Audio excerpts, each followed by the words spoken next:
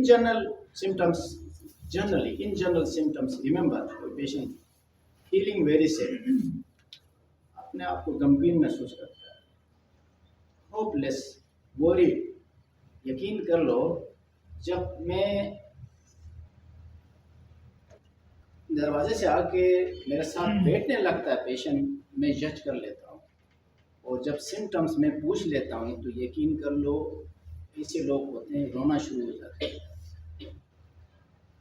जब इनकी दिल की बात पूछोगे, अक्सर ये बताते होते हैं, डॉक्टर साहब मेरी सारी बातें तो आपको पहले से पता है। पता नहीं है, मैं सिम्टम्स पूछ लेता हूँ। मैं कोई ऐसा बुजुर्ग तो नहीं हूँ कि मैं सारी कुछ बता दूँ। जब जज करके सिम्टम पूछ लेता हूँ तो औरतें ऐसे लोग होते हैं कि रोने लग जाते हैं, दिल की बात बता देते हैं। अगर आप हमदर्दी से पूछने लगेंगे, प्यार से पूछने लगेंगे, रिमेंबर ये चीज़ें, फीलिंग वेरी सैड, खुद गमगीन महसूस करना, होपलेस, वरीड, होपलेस, वही नाउमीदी के ख्यालात ज़हन में आते हैं, गमगीन रहता है। चिल्ड्रन एंड एडोलेसेंट बड़े डिप्रेशन में भी इरिटेबल रादर देन सैड, कुछ गुस्सा आना शुरू हो जाता है। मैं पूछता हूँ कि रोशवान है तो गुस्सा आता है आपको, साथ हस्बैंड बैठा हुआ है, खातून आई है सब बच्चों को मारने लगती है, ठीक है ना। जब ये इरिटेशन, रिमेंबर देखो मैं आपको एक चीज़ बताना चाहता हूँ कि रॉयल कॉलेज यूके की मेडिसिन की एक बुक के प्रीफेस पे लिखा हुआ है, पहले पेज पे, किसके लिए लिखा है? डॉक्टरों के लिए। Before reading this book you should assess yourself first. सबसे पहले अपने आप को असेस कर लो। Are you feeling sad, irritability, hopelessness, loss of sleep? ये सारे डिप्रेशन के सिम्टम्स अपने ऊपर जज कर लो। डॉक्टर को कहा है, हम भी वही इंसान है, वही मशीनरी है, सबकी है। ये नहीं है कि डॉक्टर एक बनता है या आप ये मेडिकल फील्ड में आ रहे हैं, ये नहीं है कि अला में और मखलूक नहीं, यही पुर्जे हैं जिस्म के अंदर। ये जो वर्कशॉप का मिस्त्री है वो डिप्रेशन हो सकता तो मैं भी हो सकता। इसीलिए लिखा है आप अपने आप को पहले तैयार करो, एसेस करो। अगर आप में ये परेशानियां हैं तो अपने आप को तो दुरुस्त कर लो, इलाज करो। Feeling very sad, hopeless and worried, children adolescent with depression, irritability ज़्यादा होती है, ठीक है ना। Not enjoying things used to bring in joy, वो चीज़ें जहाँ खुशी होनी चाहिए खुशी महसूस नहीं करता। Easily irritable, easy irritable, frustrated, मामूली मजाक करोगे तो गुस्सा आना शुरू हो जाएगा। इरिटेशन मामूली छोटी छोटी चीज़ों पर इरिटेशन शुरू हो जाएगा। फील ईटिंग टू मच और टू लिटल, भूख नहीं लगना, बहुत ज़्यादा भूख लगना, वजन भी ज़्यादा होगा, भूख भी ज़्यादा लगेगा, या नहीं खाएगा खाना, दोनों, विच में रिजल्ट वेट गेन और वेट लॉस, दोनों हो सकते हैं, वेट गेन भी और वेट लॉस भी हो सकता है। ट्रबल स्लीपिंग, स्लीपिंग के बारे में क्या हो, इनसोम्निया, नींद नहीं आना, स्लीपिंग टू मच, हाइपरसोम्निया, सोता रहता है दिन भर, बस बिस्तरे में लेटा रहता है, घर वाले बताएंगे, ये उठता नहीं है, काम भी नहीं करता है, बस बेड पे सोता रहता है, या रात भर नींद नहीं आती है। जब रात भर नहीं सोता है शुरू फिर इरिटेशन शुरू हो जाती है, ठीक। हैविंग लो एनर्जी और फैटिग, हर वक्त थकावट में जो होती है, सुस्ती होती है, थकावट होती है। Having difficult in concentration, making decisions and remembering things, भूल जाएगा जल्दी, इसलिए नहीं कर सकेगा, उसमें भी कंसंट्रेशन में डिफिकल्टी ही और she will feel. Experiencing physical illnesses like headache, stomach ache, and sexual dysfunction. आगे आगे जाके ये मसाइल भी। Having thoughts self-harm or suicide, एक स्टेज वो आएगी जो कि सोचना शुरू करेगा, मैंने जिंदगी तो बेजार है, मैं किसी काम का नहीं हूँ, जिंदा नहीं रहना चाहिए। हम जब मैं सुवेरिटी देखना चाहता हूँ तो मैं पूछ लेता हूँ, ये खुशी आप अपनी ज़िंदगी से? डॉक्टर साहब मैं बेजार आ चुका हूँ, बेजार आ चुका हूँ अपने आप से। तो क्या सोचते हैं आप, तरीके से पूछना पड़ेगा। बस कई दफ़े मैंने कोशिश किया है अपने आप को मारने के लिए, फिर बच्चों के बारे में सोचा, कला के बारे में सोचा। तो उनकी क्लास है सर, हैं क्लास जाने दो, जिनकी क्लास से जाओ। अब ये जब आइडियाज शुरू हो जाते हैं सुसाइड के, फिर पूछना अटेम्प्ट, कोशिश तो नहीं किया। जब पहले भी गोलियां खाई हैं, बता देते हैं, पहले भी मैंने कोशिश किया, वापस आ गया हूँ दरिया में छलांग लगाने के लिए, बिल देखिए करके वापस हो।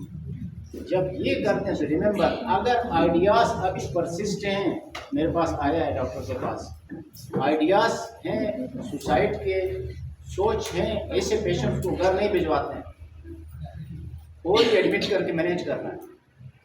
अगर घर अभी सिवियरिटी नहीं है तो फिर कोई जिम्मेदार बंदा जिम्मेदारी ले ले, उसको दवाई खिलाएगा घर में, उसको वो चीज़ें जो डेंजरस हैं, उसके पास गोलियां भी ना हो, उसके पास ऐसी चीज़ ना हो जो कि जहर खाए, अकेला कहीं नहीं भेजें उसको, एक असला उसके पास ना हो, छुरी उसके पास ना हो, ये फिर घर वालों को इंस्ट्रक्शन देना पड़ता है, ठीक है ना। वो जब यानी having thoughts of self harm और सुसाइड, बेटा लास्ट में दरवाज़ा बंद कर दो, ठीक है। ये रेट में मैंने लिखा है, ये है यूरोपियन कंट्रीज, यहाँ तो नहीं है ना, हम कहाँ रहते हैं, यहाँ तो हम गुंडों के मुल्क में रहते हैं। यहाँ तो ये है कि सिर्फ फंड उनसे लेके खाना है।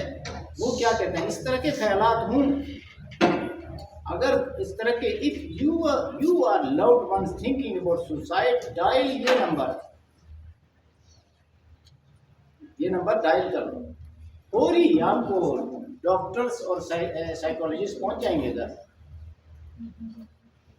अगर कोई घर वाले कहें मेरा फलां रिश्तेदार, मेरा भाई, मैंने फलां, ये इस तरह की बातें कर रहा है, और ही डायल करें, ये नंबर डायल करें, आपको साइकेट्रिस्ट की टीम, साइकोलॉजिस्ट की टीम पहुंच जाएगी घर तक, डॉक्टर्स पहुंच जाएंगे, आपको मोहल्ले में रिसीव कर लेंगे, एडमिट करके इलाज करेंगे, जब नॉर्मलाइज हो 4-5 दिन, हफ्ते बाद घर भिजवा देंगे।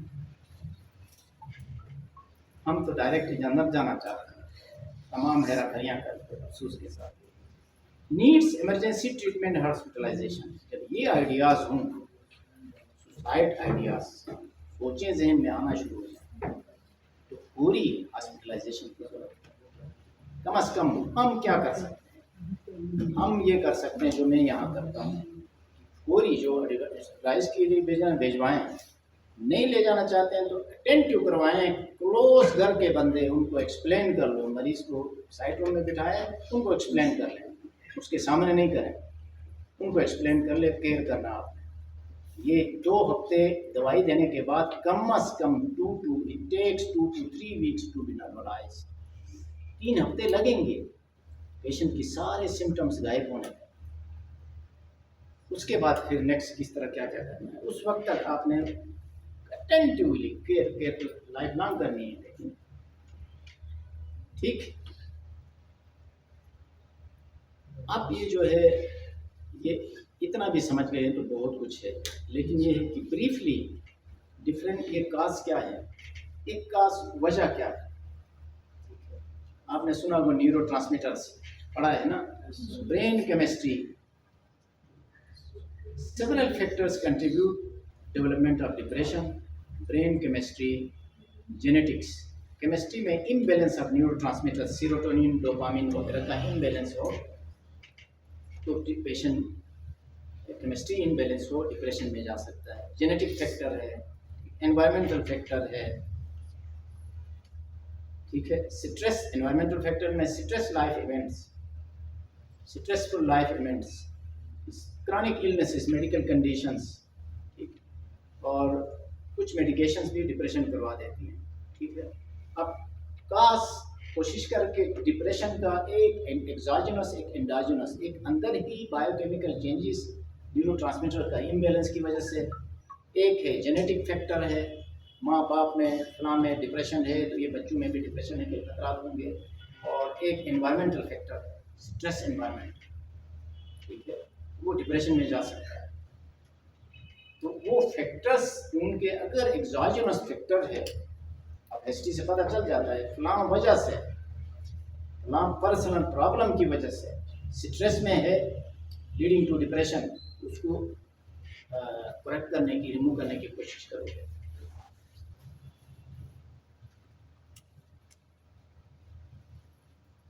देखो, अगर